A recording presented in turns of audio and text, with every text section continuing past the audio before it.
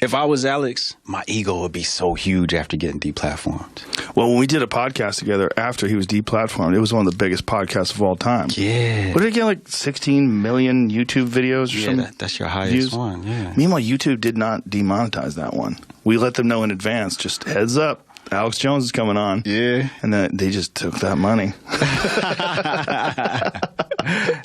It's a little bit bigger than that, Joe. They don't want to piss you off. They've done a psychological profile on you. And they know if they push you, you'll stand up and be a leader you are. And that's why I messed with you, was to get you to be that leader. InfoWars. The most banned network in the world.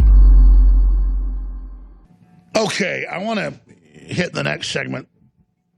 A really important subject I'll get to in a moment. But first, I like Joe Rogan, you know. I didn't like the fact that he was caving into the censorship, so I got mad at him. I went after him, but he did the right thing, and we had a come to Jesus moment, and that's good. And you know, if you count up all the videos that he's done, I'm the biggest podcast he ever did. Just the one version on YouTube has 15 million views. It was the biggest thing he ever did on the site for iTunes. And they even suppressed it and wouldn't let people share it, but it was still #1 there. And you add all the derivatives of that on his own site, it's at about 60 million views. And that means that his second biggest podcast is Elon Musk at about 40 million. So see, people want the truth. They want wide open, no governor, tell it like it is. But he had Bernie Sanders on, unlistenable. But because of the hype of it, it happened a couple days ago, it's gotten 4 million views. Well, I had like 4 million views when I was on his show. Then it was, then they put a governor on it and 15 million on YouTube. But it just shows how, and I'm glad Joe had him on. That's great. Bernie Sanders offering all this free stuff and telling everybody. But Joe brought up minimum wage. Sanders brought up minimum wage. Sanders wasn't giving his own employees minimum wage this year until they bitched. And when he did give minimum wage, he had to let some go and cut their hours, which is free market happening. So I kind of wish Joe would have brought that up, but here it is. Very exciting video, as you can see. Let's go with the minimum wage thing. Now, the argument that I've heard about the minimum wage being raised to $15 an hour is that they're entry-level positions for high school kids, for people that are just getting their feet wet in the marketplace. They're learning how to work. They're making some money after school. That if you charge, or if businesses have to pay $15 an hour to people like that, to entry-level people, that they won't be able to stay open.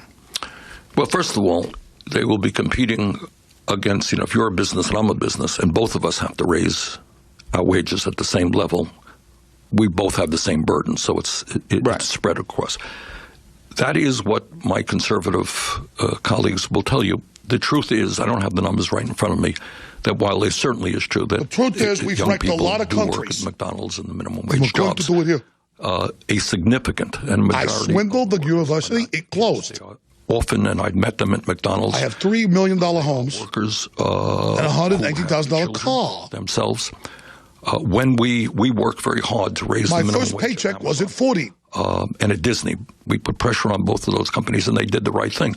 And when you talk to the people at Amazon who got that raise, these are not kids. These are people in their 30s. These are not kids. These are ordinary adults who cannot make it on $12 or $13 an hour. So I think the argument. I can't listen anymore of it. Just shut it down. Again, this is a guy who wasn't paying his own crew members $15 an hour. He's paying them $13. And then once he did, he had to let a bunch go. It's all lies, folks. The big corporations don't even pay taxes. They're the ones pushing all this crap. Here's Joe talking about the podcast, my second podcast, because, I forgot to tell you, I am Joe's first and third biggest podcast ever. The second biggest is Elon Musk. But imagine, being #1 means you're banned. Here it is. It becomes like a game of like shooting ducks. People get excited about it. They like taking people out, whether it makes sense or not. And I think there's a lot of that going on where people are calling for people to be deplatformed just because they disagree with them. And so far, these big tech companies have resisted some of it, but not enough of it for my taste. Yeah. My boy Alex Jones, they got him out of here. I think, If I was Alex, my ego would be so huge after getting deplatformed. Well, when we did a podcast together after he was deplatformed, it was one of the biggest podcasts of all time. Yeah. What did it get, like 16 million YouTube videos or Yeah, something? that's your highest views? one, yeah. Meanwhile, YouTube did not demonetize that one. We let them know in advance, just heads up, Alex Jones is coming on. Yeah. And then they just took that money. It's a little bit bigger than that, Joe. They don't want to piss you off. They've done a psychological profile on you. And they know if they push you, you'll stand up and be a leader you are. And that's why I messed with you, was to get you to be that leader. And now Trump is clear to fire. The Death Star is in orbit, and he's getting ready to sign those executive orders.